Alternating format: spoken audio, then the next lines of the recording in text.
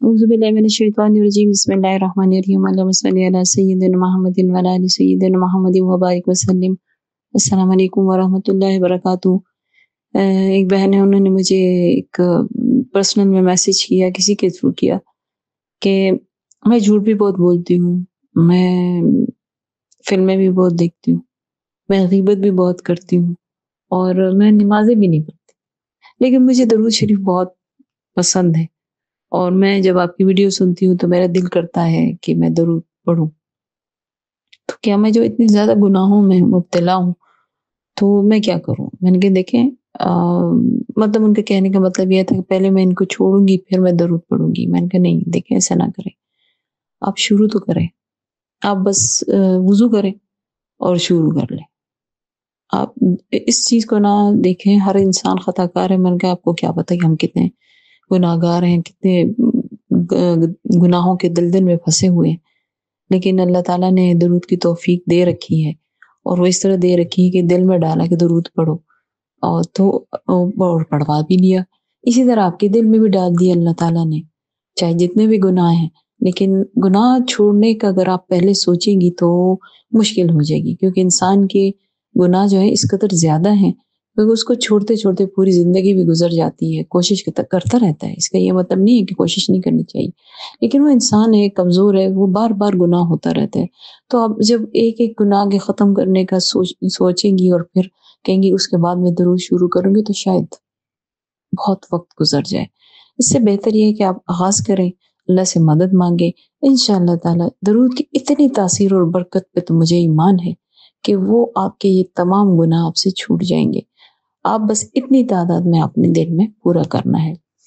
تو ان کا تھوڑی دیر کے لیے چپ رہی، پھر کہتی ہیں اچھا ٹھیک ہے۔ میں نے کہا آپ 40 دن مجھ سے بات نہ کریں، کچھ نہ پوچھیں، بس جو میں نے کہا ہے وہ کر دیں۔ 40 دن آپ نے صرف درود پڑھنا ہی نہیں، دیکھنا کہ میں نے یہ گناہ چھوڑنا ہے، وہ گناہ چھوڑنا ہے، کوشش جاری رکھنی ہے، کوشش کرنی ہے، نہیں کوشش نہیں کرنی،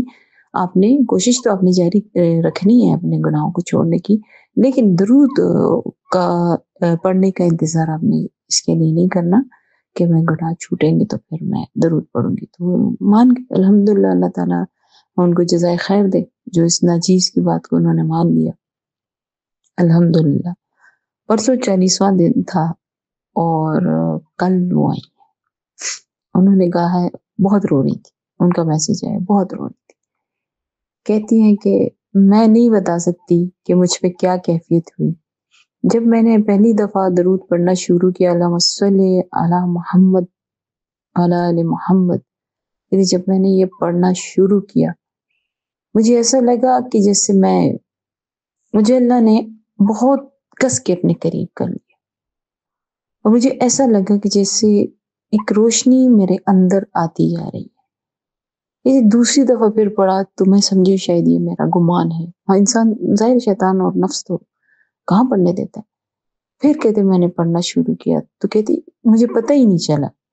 اور وہ رات جو میں ساری رات فلمیں دیکھنے میں گزارتی تھی، میوزک سننے میں گزارتی تھی،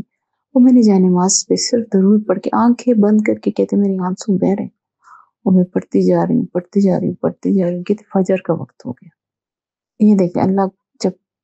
آپ کو توفیق دیتا ہے نا تو پھر چلے جایا کرے، مت سوچا کرے کچھ۔ یہ فجر کا وقت ہو گیا، فجر کے وقت، اور جیسی اذان ہوئی، اس ناچیز نے کہتی ہیں کہ جب کسی نے، اس گناہ گار نے کبھی فجر کی نماز کبھی پڑھی نہیں، اسی وقت میں نے وضو کیا، مطلب اس طرح یہ کہ ساری عمر مطلب روٹین سے نہیں پڑھی، کہ میں نے وضو کیا، دوبارہ اس کو تازہ کیا، اور میں کہتے جیسے اللہ اکبر کہا، مجھے سمجھ نہیں آئی کہ میں نماز کیسے مکمل کی، اور میں نے اپنے رب کا اتنا شکر ادا کیا کہ اس نے مجھے اس ورد میں، اس ذکر میں لگا دیا ہے کہ جو تمام مسائل کا حل ہے، تمام گناہوں کی چھوٹ ہے، ہر چیز اس میں ہے۔ اللہم صلی علی محمد وعلی آل محمد، یہ عام ذکر نہیں ہے، یہ بہت خاص ہے، یہ خاصوں کا ذکر ہے، یہ اللہ کا ذکر ہے، یہ فرشتوں کا ذکر ہے،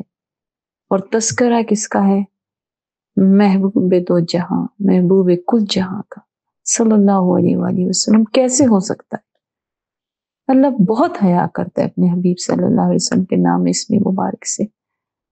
نام سے، اسم مبارک سے، ان پہ درود و سلام پڑھنے سے بہت حیا کرتا ہے، یقین جانے بہت حیا کرتا ہے۔ جو چیز، جو گناہ چھوٹنے میں آپ کو پوری عمر لگ جاتی ہے، اس ورد کو کرنے میں شاید چند ہمیں بھی نہ لگے یا چند دن بھی نہ لگے۔ کہتی ہیں کہ نہ میں، کہتے اب مجھے حیا آتی ہے، میں ہر وقت درود کیوں ہے، ان کے کاؤنٹر ان کے ہاتھ میں ہوتا ہے، تو کہتے میں درود پڑھ رہی ہوتی ہوں تو جب کوئی غیبت کر رہا ہوتا ہے تو مجھے ایسے عجیب سی بدبو آنی شروع ہو جاتی ہے، اور میں کہتی ہوں کہ میں یہاں پہ کیوں بیٹھی ہوئی ہوں، تو میں اپنے حبیب صلی اللہ علیہ وسلم کا ذکر کا تذکرہ کر رہی ہوں، ذکر کر رہی ہوں، ان پہ درود بھیج رہی ہوں، اور یہاں پہ بدبو ہے، کہتے میں اٹھ کے وہاں سے چلی جاتی ہوں۔ جھوٹ، کوئی مجھ سے کچھ پوچھتا ہے اور میرا ارادہ بننے لگتا ہے کہ میں اس کو ذرا گول مول جواب دوں، جھوٹ جس کو کہتے ہیں، لیکن کہتے ہیں وہ جو اندر سے ایک آواز آتی ہے اللہم صلی علی محمد وعلی آل محمد، جیسے لگتا ہے جیسے میں دل بیٹھ گیا کہ میں جھوٹ کیسے بول سکتی ہوں، اس زبان سے جھوٹ کیسے ادا ہو سکتا ہے کہ جب نبی صلی اللہ علیہ وسلم نام اتنا پاک نام ہے، اس زبان کو کیسے گندا کروں۔ کہتے مجھے سب کچھ چھوڑ گیا، مجھے صرف اتنا یاد رہا کہ میں نے اللہ اور رسول اللہ کو منانا ہے اور اسی درود سے منانا ہے۔ کہتے مجھے تو جنت کی کنجی مل گئی، مجھے تو آپ نے اس ورد میں لگا دیا کہ جس ورد نے گرتوں کو سنبھال لیا، گٹر میں گرے ہوں کو پاک کر دیا۔ میں نے کہا الحمدللہ، اللہ نے آپ کو سنبھال لیا، اللہ نے اپنے محبوب کے ذکر کے بڑی حیا کی، بڑی غیرت کی، آپ نے ارادہ کیا چھوڑنے کا، اللہ نے آپ سے چھوڑوا دیا سارا وہ گند آپ کی زندگی کا، آپ نے ارادہ کیا محبوب کے ذکر کا، اللہ نے آپ کی زبان پہ جاری کر دیا اور مقبول کر دیا۔ تو سب کو کہتی ہوں کچھ نہ سوچے، بس درود پڑھتے جائیں، پڑھتے جائیں، پڑھتے جائیں، حالتیں بھی بنیں گی، گناہ بھی مٹیں گے، حاجتیں بھی پوری ہوں گی، پریشانیاں بھی دور ہوں گی، یہ اللہ اور رسول کا وعدہ ہے